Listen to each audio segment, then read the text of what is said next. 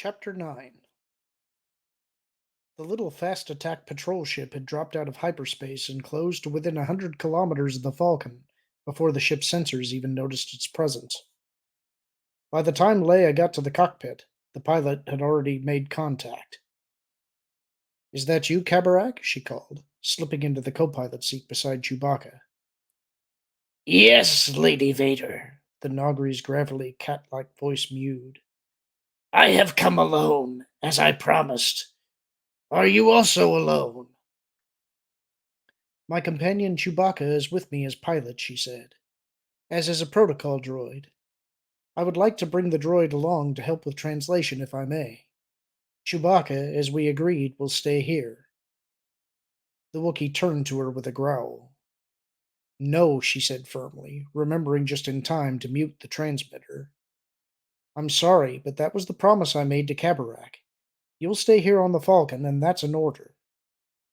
Chewbacca growled again, more insistently this time, and with a sudden prickly sensation on the back of her neck, Leia became acutely aware of something she hadn't really thought about for years. Namely, that the Wookiee was quite capable of ignoring pretty much any order he chose to. "I have to go alone, Chewie," she said in a low voice. Force of will wasn't going to work here.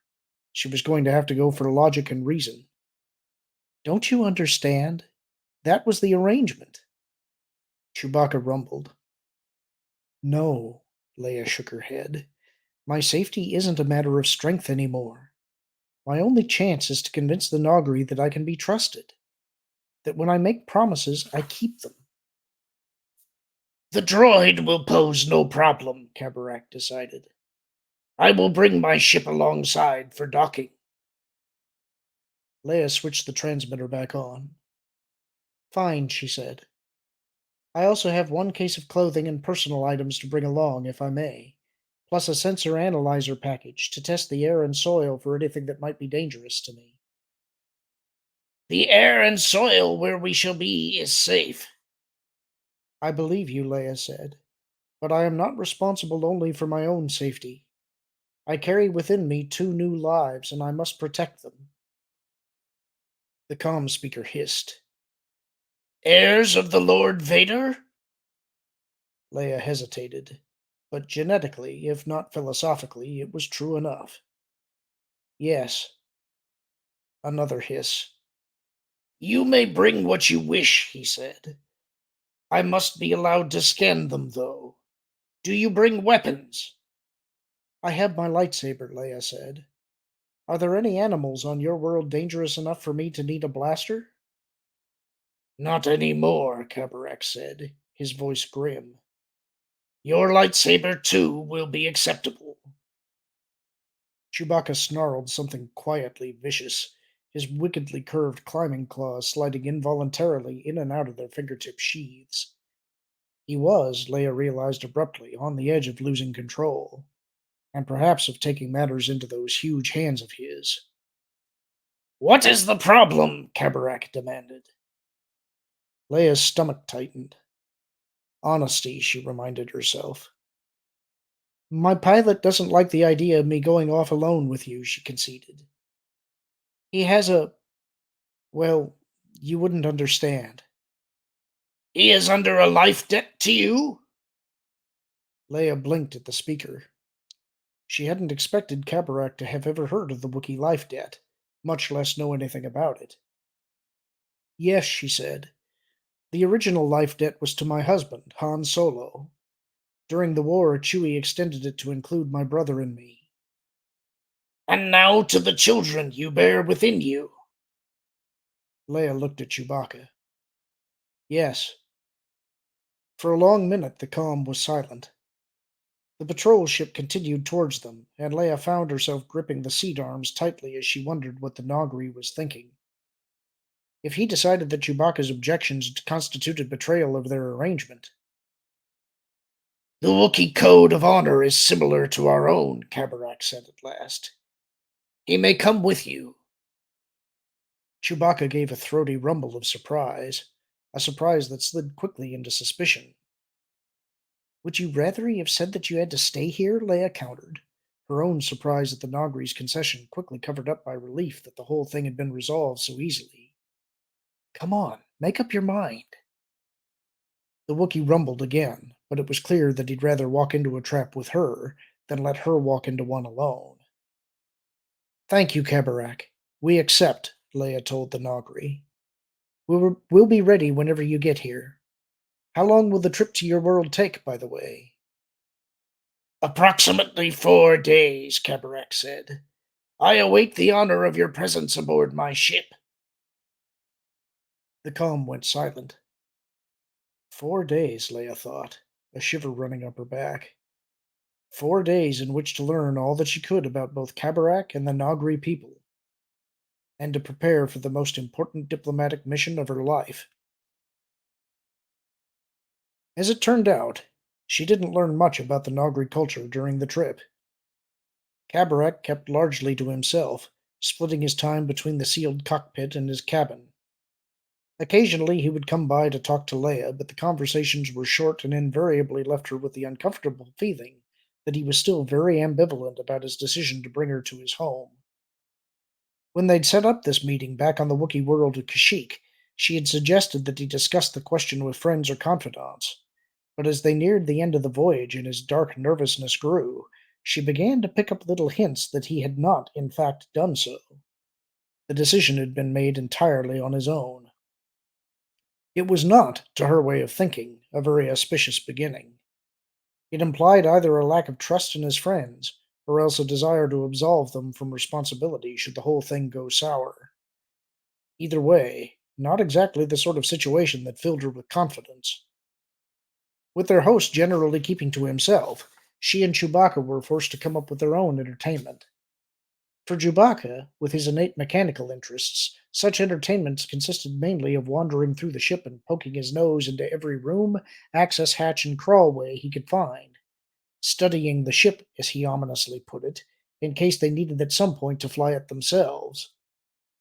Leia, for her part, spent most of the trip in her cabin with 3PO, trying to deduce a possible derivation of Malirash, the only Nogri word she knew, with the hope of at least getting some idea of where in the galaxy they might be going.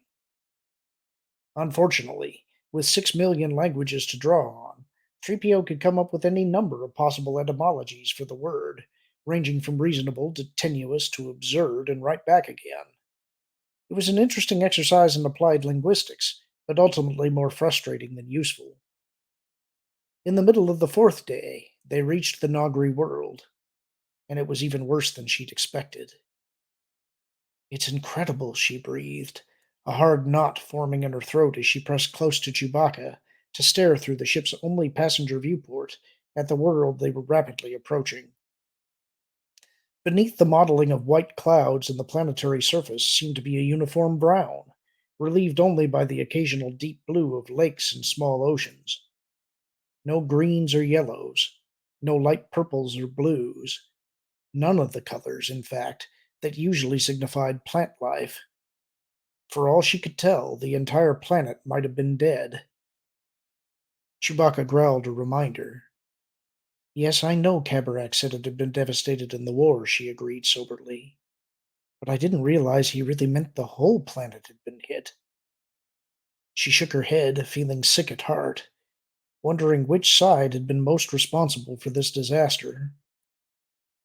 Most responsible. She swallowed hard at the reflexively defensive words. There was no most responsible here, and she knew it. Kabarak's world had been destroyed during a battle in space, and there had been only two sides to the war. Whatever had happened to turn this world into a desert, the Rebel Alliance could not avoid its share of the guilt. No wonder the Emperor and Vader were able to turn them against us, she murmured. We have to find some way to help them. Chewbacca growled again, gestured out the viewport. The Terminator line was coming up over the horizon now, a fuzzy strip of twilight between day and night. And there, fading through to the darkness beyond, was what looked like an irregular patch of pale green. I see it, Leia nodded. You suppose that's all that's left? The Wookiee shrugged, offered the obvious suggestion. Yes, I suppose that would be the simplest way to find out, Leia agreed. I really don't know if I want to ask him, though. Let's wait until we're closer and can see more of. She felt Chewbacca go stiff beside her a split second before his bellows split the air and left her ears ringing. What? And then she saw it, and her stomach knotted abruptly with shock. There, just coming over the curve of the planet, was an Imperial Star Destroyer. They'd been betrayed. No, she breathed, staring out at the huge arrowhead shape. No mistake. It was a Star Destroyer, all right. No, I can't believe Kabarak would do this. The last words were spoken to empty air, and with a second shock, she realized that Chewbacca was no longer beside her. Spinning around, she saw a flash of brown as he vanished down the corridor leading to the cockpit. No! She shouted, pushing away from the bulkhead and taking off after him as fast as she could run. Chewie! No! The order was a waste of air, and she knew it. The Wookiee had murder in his heart, and he would get to Kabarak even if he had to tear down the cockpit door with his bare hands. The first clang sounded as she was halfway down the corridor. The second came as she rounded the slight curve and came within sight of the door. Chewbacca was raising his massive fists for a third blow, when, to Leia's amazement, the door slid open. Chewbacca seemed surprised too, but he didn't dwell on it long. He was through the door before it was completely open, charging into the cockpit with a ululating Wookiee battle yell.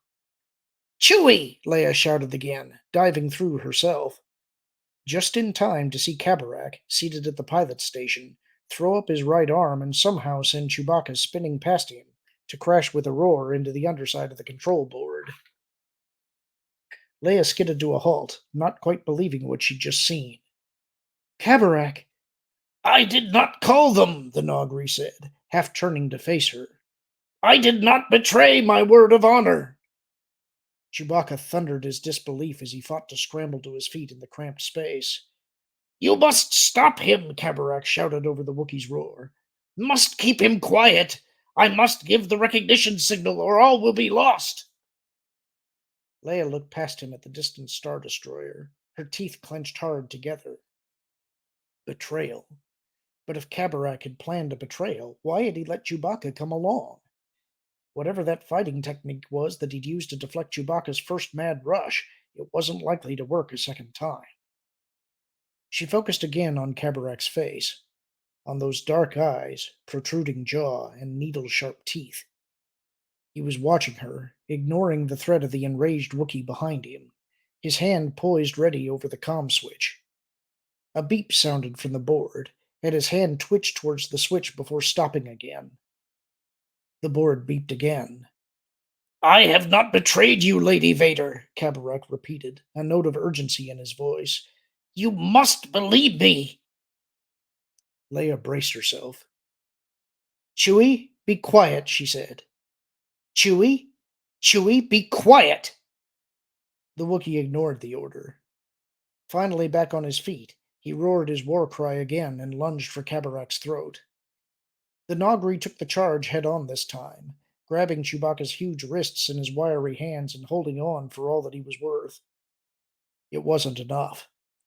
Slowly but steadily, Kabarak's arms were bent steadily backwards as Chewbacca forced his way forward. Chewie, I said stop! Leia tried again. Use your head. If he was planning a trap, don't you think he'd have timed it for when we were asleep or something? Chewbacca spit out a growl, his hands continuing their unwavering advance. But if he doesn't check in, they'll know something's wrong, she countered. That's a sure way to bring them down on us. The Lady Vader speaks truth, Kabarak said, his voice taut with the strain of holding back Chewbacca's hands. I have not betrayed you, but if I give no recognition signal, you will be betrayed. He's right, Leia said. If they come to investigate, we lose by default. Come on, Chewie. It's our only hope. The Wookiee snarled again, shaking his head firmly. Then you leave me no choice, Kabarak said. And without warning, the cockpit flashed with blue light, dropping Chewbacca to the floor like a huge sack of grain. What? Leia gasped, dropping to her knees beside the motionless Wookiee. Kabarak! A stun weapon only, the Nogri said, breathing rapidly as he swiveled back to the board. A built-in defense. Leia twisted her head to glare at him, furious at what he'd done, a fury that faded reluctantly behind the logic of the situation. Chewbacca had been fully prepared to throttle the life out of Kabarak, and from personal experience she knew how hard it was to calm down an angry Wookiee, even when you were his friend to begin with. And Kabarak had tried talking first. Now what? She asked the Nogri, digging a hand through Chewbacca's thick torso hair to check his heartbeat. It was steady, which meant the stun weapon hadn't played any of its rare but potentially lethal tricks on the Wookiee's nervous system.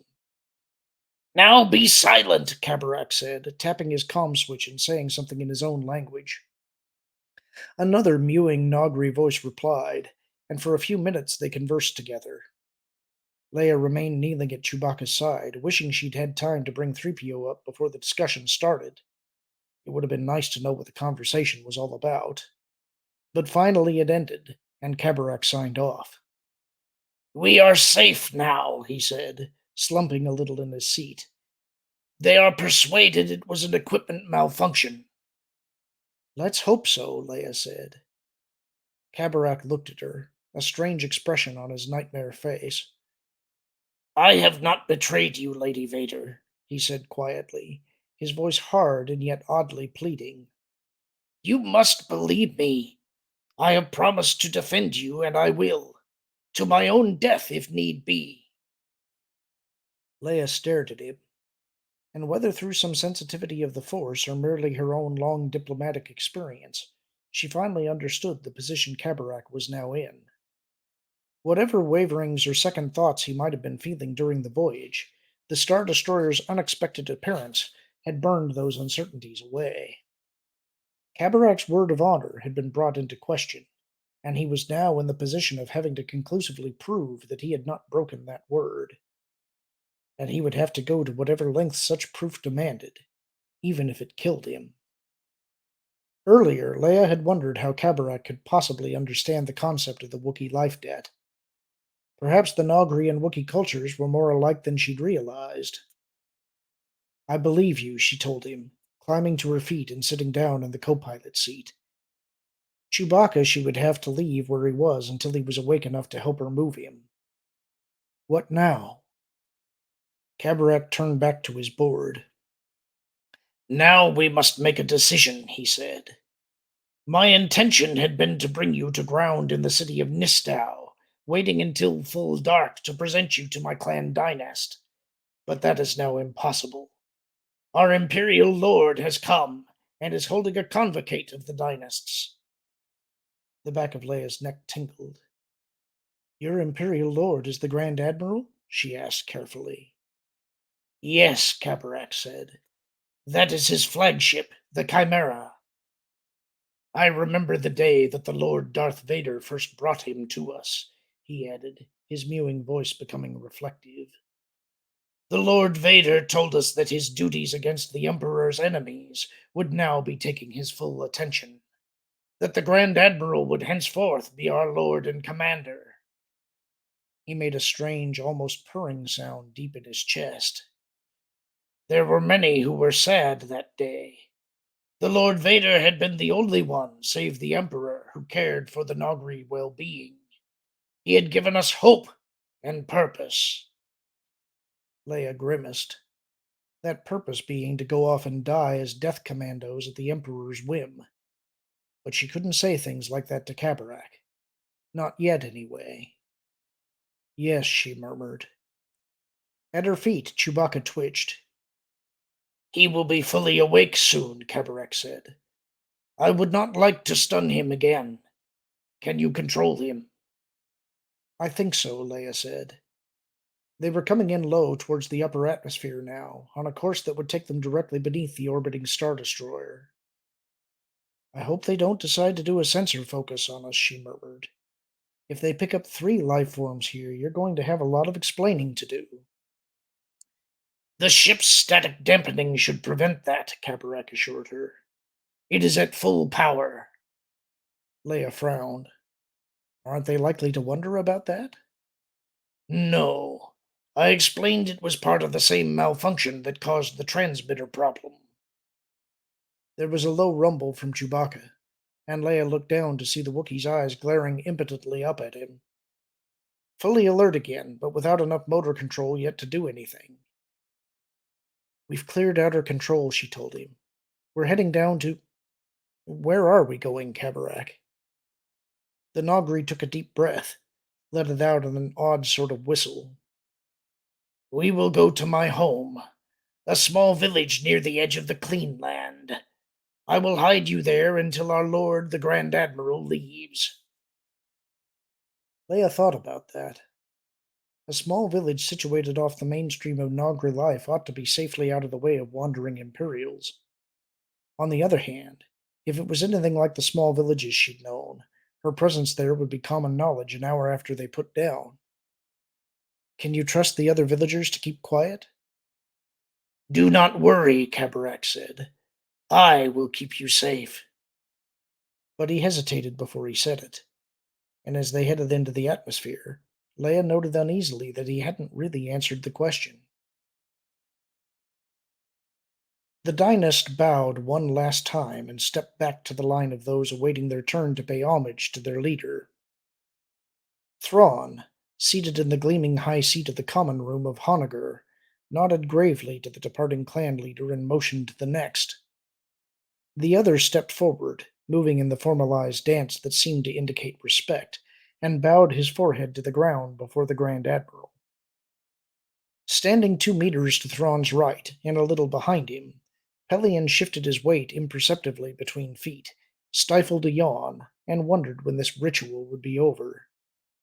He'd been under the impression they'd come to Honoghr to try to inspire the commando teams, but so far the only Nogri they'd seen had been ceremonial guards and this small but excessively boring collection of clan leaders.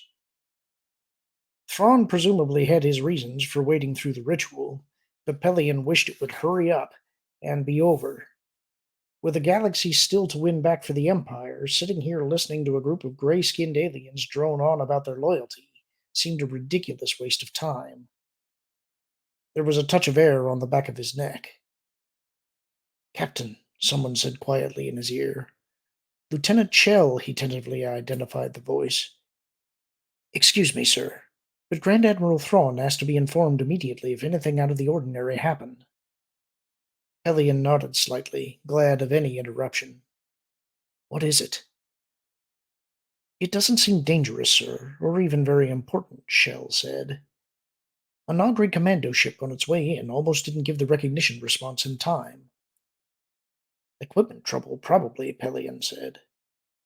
"That's what the pilot said," Shell told him. "The odd thing is that he begged off putting down at the Nistau landing area. You'd think that someone with equipment problems would want his ship looked at immediately." "A bad transmitter isn't exactly a crisis-level problem," Pelion grunted. But Shell had a point, and Nistau was the only place on Honoghr with qualified spaceship repair facilities. "We have an ID on the pilot?" "Yes, sir. His name's Kabarak, Clan Kimbar. I pulled up what we have on him," he added, offering Pelion a datapad. Surreptitiously, Pelion took it, wondering what he should do now. Thrawn had indeed left instructions that he was to be notified of any unusual activity anywhere in the system. But to interrupt the ceremony for something so trivial didn't seem like a good idea. As usual, Thrawn was one step ahead of him. Lifting a hand, he stopped the Nogri clan dynast's presentation and turned his glowing red eyes on Pelion. "You have something to report, Captain." "A small anomaly only, sir," Pelion told him, steeling himself and stepping to the Grand Admiral's side. "An incoming commando ship was slow to transmit its recognition signal, and then declined to put down at the Nistau landing area. Probably just an equipment problem." "Probably," Thrawn agreed. "Was the ship scanned for evidence of malfunction?" "Ah." Pelion checked the datapad. "The scan was inconclusive," he told the other. "The ship's static dampening was strong enough to block—" "The incoming ship was static dampened," Thrawn interrupted, looking sharply up at Pelion. "Yes, sir." Wordlessly, Thrawn held up a hand. Pelion gave him the datapad, and for a moment the Grand Admiral frowned down at it, skimming the report. Kabarak, Clan Kimbar, he murmured to himself. Interesting. He looked up at Pelion again. Where did the ship go? Pelion looked in turn at Shell. According to the last report, it was headed south, the lieutenant said.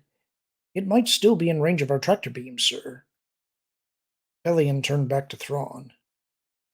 Shall we try to stop it, Admiral? Thrawn looked down at the datapad, his face tight with concentration. No, he said at last. Let it land, but track it, and order a tech team from the Chimera to meet us at the ship's final destination. His eyes searched the line of Nogri dynasts, came to rest on one of them. Dynasty Kame, Clan Kimbar, stepped forward. The Nogri did so. What is your wish, my lord? He mewed. One of your people has come home, Thrawn said. We go to his village to welcome him. Kame bowed. At my lord's request. Thrawn stood up. Order the shuttle to be prepared, Captain, he told Pelion. We leave at once. Yes, sir, Pelion said, nodding the order on to Lieutenant Shell. Wouldn't it be easier, sir, to have the ship and pilot brought here to us? Easier, perhaps, Thrawn acknowledged, but possibly not as illuminating. You obviously didn't recognize the pilot's name, but Kabarak Clan Kimbar was once part of Commando Team 22. Does that jog any memories? Pelion felt his stomach tighten. That was the team that went after Leia Organa Solo on Kashyyyk. And of which team only Kabarak still survives, Thrawn nodded. I think it might be instructive to hear from him the details of that failed mission, and to find out why it's taking him this long to return home. Thrawn's eyes glittered. And to find out, he added quietly, just why he's trying so hard to avoid us. That's the end of the chapter. Hope you enjoyed it. Talk to you soon.